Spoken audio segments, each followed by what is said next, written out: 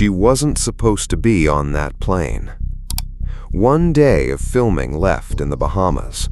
The shoot wrapped early, so Aaliyah made one small decision: leave a day sooner. That's the only reason she was on that runway at all. Hours later, she was gone, along with 8 other people who trusted the same aircraft to get them home. For 20 years, most people only heard the short version: overloaded plane, bad pilot, tragic accident. But the investigation record tells a different story, and there's one decision made by one man that's almost impossible to defend once you see what's actually in the paperwork. We'll get there. First, here's how an ordinary flight home became one of the most heartbreaking losses in music history. August 25, 2001, Marsh Harbour Airport, the Bahamas. Aaliyah and her crew had just wrapped the video for Rock the Boat, tired, ready to go home, a day ahead of schedule. And the plane waiting for her that night wasn't even the one that flew her in. They'd flown in 2 days earlier, split across 2 flights on a bigger twin-engine plane. For the trip home, everyone and everything had to fit on one. That plane was a Cessna 402, sitting on the tarmac at Marsh Harbour, already 2 hours behind schedule. While they waited, the gear kept piling up: camera equipment, wardrobe cases. An office worker who watched it happen said the truck hauling it all was stacked so high the luggage rose above the truck bed's own sideboards. Airport staff say both the baggage handlers and the pilot raised concerns before takeoff. Too heavy, they said. But there was a schedule to keep. The equipment went on anyway. And Aaliyah didn't want to get on that plane. According to a biography published years later, based on an account from a single witness, an entourage member named Kingsley Russell, she looked at the aircraft, refused to board, and argued with the people around her. She walked off to a cab, said she had a headache. Someone went to check on her, brought her a pill and water. She took it, fell back asleep, and was carried onto the plane. The author has been careful about that detail since. She won't call it an aspirin. She won't call it something that knocked Aaliyah out either. What she will say is this: by every account she gathered, Aaliyah boarded that plane with no idea she was boarding it at all. Then the engines. It took several tries just to get them started. None of it stopped the flight from leaving. And what none of them could have known, sitting on that tarmac, is that the man in the front seat was carrying his own problem that night, one that had nothing to do with luggage. Luis Morales III was 30 years old. He was responsible for getting 9 people home that night. He flew for Blackhawk International Airways, a small charter operation running under a Part 135 certificate, the category of rules that governs air taxi flights. Blackhawk was a single-pilot operation. Whoever sat in that cockpit was the only thing standing between the people in back and the ground. Here's what almost nobody watching this unfold in real time knew. This was Morales's first day flying for Blackhawk. Not his 10th flight, not his first month, his first day. And investigators later found something else. FAA records show Morales wasn't registered to fly for Blackhawk at all. On its own, that might sound like a scheduling mix-up, a clerical mistake, the kind of thing that happens at small charter operations without anyone getting hurt. But it wasn't the only thing wrong with Luis Morales, and once investigators pulled on that thread, what came loose changes everything you think you know about what really killed Aaliyah. His first day at Blackhawk wasn't the beginning of his problems.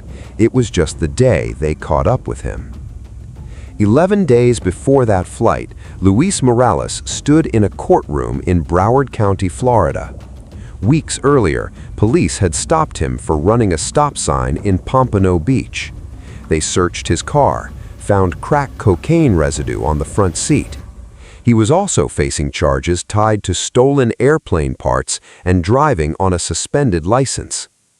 On August 13th, he pleaded non-conest to all of it, 3 years probation. Here's the part that mattered most for what came next. The judge withheld a formal finding of guilt on the condition he complete probation. On paper, no conviction. And by that same week's reporting, Morales made sure his employer never found out. So when Blackhawk put him behind the controls of that Cessna 12 days later, the company had no idea who they were trusting with 9 lives. It took almost 2 years for this to formally close. In 2003, a coroner's inquest opened in the Bahamas. A pathologist testified under oath to what toxicology had already shown: cocaine in Morales' urine, alcohol in his stomach, at the time of the crash. To be clear, no official investigation ever concluded those substances caused the plane to go down. That explanation lives somewhere else entirely, and we're about to get to it. But the findings stood on the record right next to everything else Blackhawk never checked before handing him the keys. When investigators got their hands on Morales' logbook, what they found went far beyond a rookie mistake. In several places, he'd padded his own flight time by as much as 1,000 hours he never flew, landings that never happened, aircraft types logged that FAA records show he'd never even sat in. On paper, Luis Morales looked like an experienced multi-engine pilot. In reality, investigators concluded he wasn't even qualified under Blackhawk's own operating certificate to be in that cockpit that evening. Then there was the airplane itself. The Cessna was carrying 8 passengers on a plane certified for 7. The most detailed reconstruction investigators produced put the aircraft's weight at 941 pounds over its maximum allowable takeoff weight. Center of gravity more than 4 inches past the legal limit, tipped toward the tail. Earlier estimates, released in the days right after the crash, had put the number closer to 700 pounds over. Either way, that airplane had no business leaving the ground that evening. The people on the runway seemed to sense it too. 2 taxi drivers who'd spent the week shuttling Aaliyah and her crew testified they were uneasy about the volume of equipment being loaded. A customs official said he felt the exact same unease. Nobody grounded the flight. At 6:45 that evening, the Cessna began rolling down runway 27. One more piece before we get to what happened in the air. It explains almost everything that came before it. The plane that carried Aaliyah and her crew wasn't even supposed to be a Cessna 102. According to the airport manager overseeing dispatch that day, a larger aircraft, a Cessna 404, had already been fueled and prepped for this flight. At the last minute, the owner swapped it for the smaller 402B instead. Less room, less capacity, the same people and gear trying to fit inside it anyway. And Blackhawk had no legal path to put Morales in that cockpit at all. Investigators later found the company wasn't authorized to use a second pilot. Its certificate was built around exactly one man, owner Gilbert Chacon, not Morales, not anyone else. Legally, Blackhawk was never allowed to hand those controls to him. This also wasn't a company with a clean record. Between 1998 and 2001, the FAA hit Blackhawk with 4 separate administrative actions, safety violations, failure to follow required maintenance programs. And in the Bahamas specifically, neither Blackhawk nor the plane's owner held a permit to run commercial charter flights at all. Within months of the crash, Blackhawk surrendered its operating certificate to the FAA. By 2003, the company no longer existed. The Cessna rolled forward and lifted off runway 27. A pilot named Claude Sawyer was standing near the runway that evening. He later told the Associated Press the takeoff looked completely ordinary, nose up, wheels off the ground. For a few seconds, just another departure. Then it wasn't. The aircraft climbed to roughly 40 feet, no higher, before it rolled left and the nose dropped. It came down in a marsh just south of the runway, about 200 feet from where the pavement ended, and burst into flames. In the hours right after, a police official speculated one engine had failed, a reasonable guess in the moment, also wrong. When investigators finished their work, they found no mechanical failure in either engine. What they found instead was everything we've already walked through: the weight, the falsified logbook, the pilot who was never supposed to be in that seat. All 9 people aboard were killed. Aaliyah Donna Houghton was 22. Beside her, bodyguard Scott Gallen, makeup artist Christopher Maldonado, hairstylists Eric Foreman and Anthony Dodd, video director Douglas Kratz, record label executives Gina Smith and Keith Wallace, names most of the world never learned, and in the cockpit, Luis Morales, his first and only day flying for Blackhawk. Less than an hour before, Aaliyah had been the one person in that group who didn't want to get on this plane at all. Aaliyah was buried on August 31st, 6 days after the crash. That was the easy part of the aftermath, if any part of this could be called easy. What came next took 2 more years to close. Diane and Michael Houghton, the 2 people who'd known their daughter longest, filed a wrongful death lawsuit. They named the charter airline, Blackhawk. They named its owners, Skystream and Gilbert Chacon.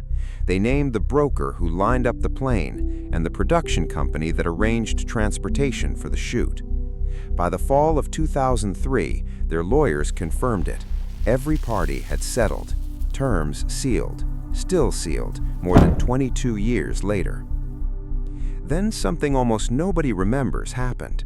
Aaliyah's own record label tried to sue that same production company, not over her death exactly, but what her death cost the company itself, arguing in court she'd been its most valuable asset. A judge initially let the case move forward. An appeals court didn't agree. In 2005, it ruled the only people with any legal right to seek damages were the 2 who already had, her parents. In a courtroom almost nobody was covering, another family fought a version of the same fight. Scott Gallen, the bodyguard who died beside her that night, left behind a 15-year-old son.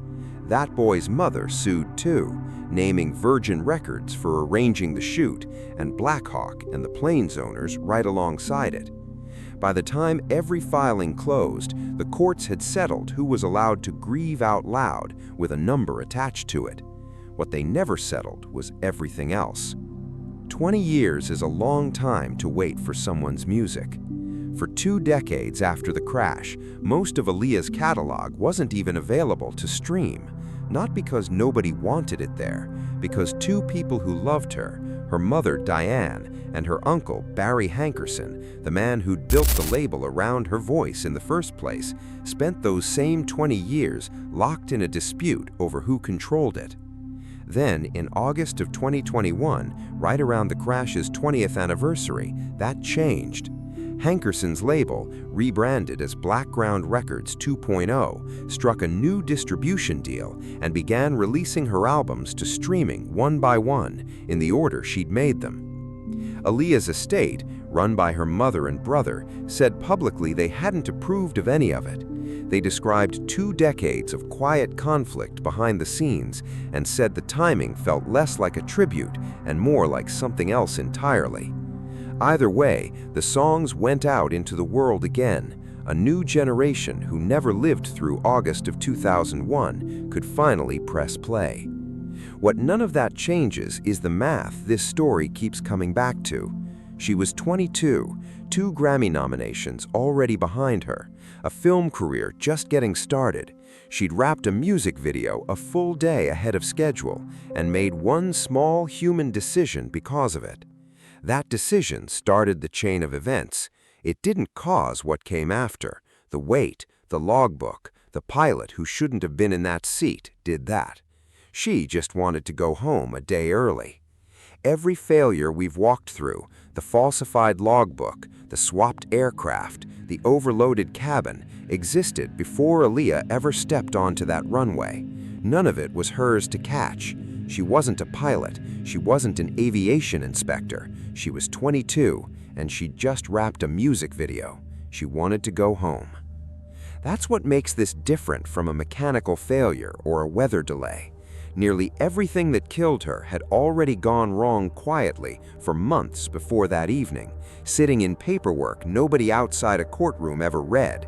A pilot's court date 12 days earlier, warnings an airline kept flying straight through, a cockpit seat that should have gone to someone properly qualified to sit in it and didn't. Investigators eventually closed their file. The lawyers closed theirs too. But for the people who loved Aaliyah and for the families of Scott Gallen, Christopher Maldonado, Eric Foreman, Anthony Dodd, Douglas Crafts, Gina Smith, and Keith Wallace, nothing about August 25, 2001 ever really closes. If there's one thing worth taking from all of this, the smallest decision, wrapping a shoot a day early, still matters. And so does asking the question nobody on that runway asked out loud: is this plane actually safe to fly tonight?